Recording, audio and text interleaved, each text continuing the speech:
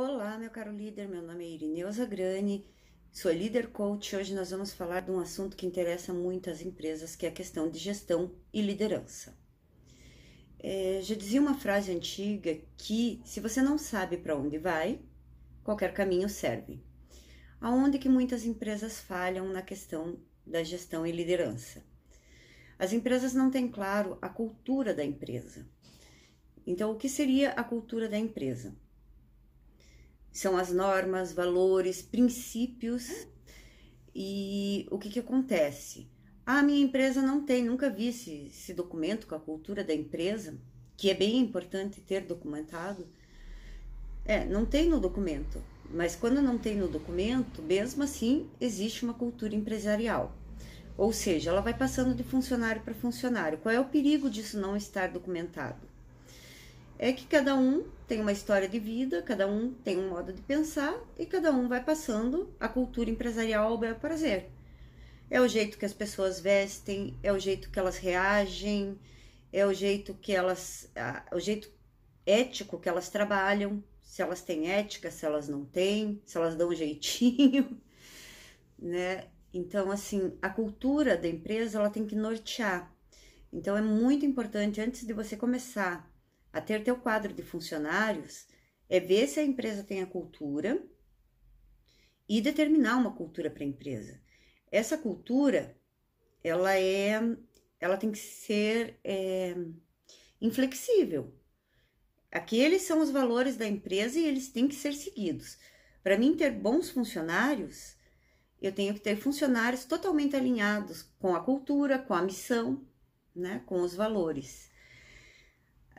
O que acontece se meus funcionários não estão alinhados a essa cultura? Provavelmente, eles vão levar outro funcionário a agir da maneira deles e aquilo vai virando uma bola de neve. Então, a primeira coisa que você deve fazer é a cultura da empresa e alinhar os seus funcionários à cultura. Ah, mas o meu funcionário não se adequa à cultura da empresa. Sinto muito, para você ter uma empresa eficaz, você tem que ter os melhores. Se seu funcionário não se adequa, manda embora, contrata outro. Precisamos sempre ter os melhores. Aí vem aquela pergunta, mas poxa, eu tenho um funcionário de anos, ele se adequa à cultura da empresa, ele segue todos os princípios e valores, ele tem um conhecimento técnico enorme, mas ele apenas desmotivou. Ele está lá há anos fazendo a mesma coisa e desmotivou. Para isso existe uma ferramenta chamada rodízio, onde você vai pegar esse teu funcionário e vai colocar num outro setor para que ele possa sim recuperar o desempenho dele, né?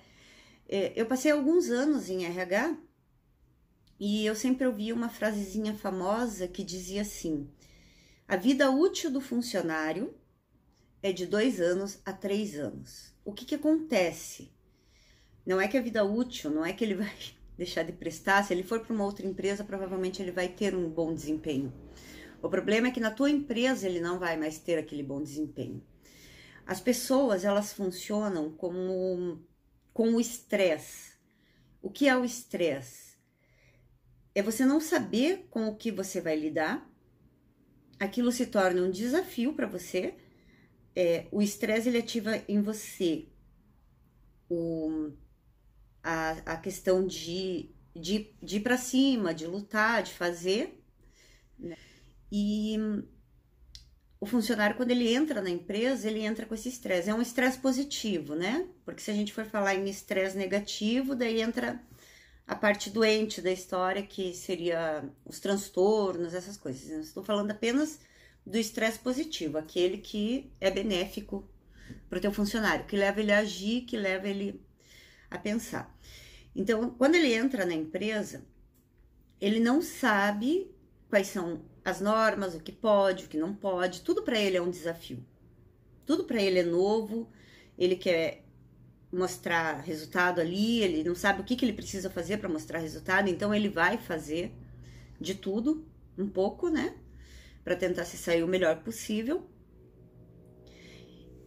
E essa onda de estresse, ela sobe. Chega numa altura, ela começa a baixar, certo? Por que ela começa a baixar? Porque daí aquilo vira automático.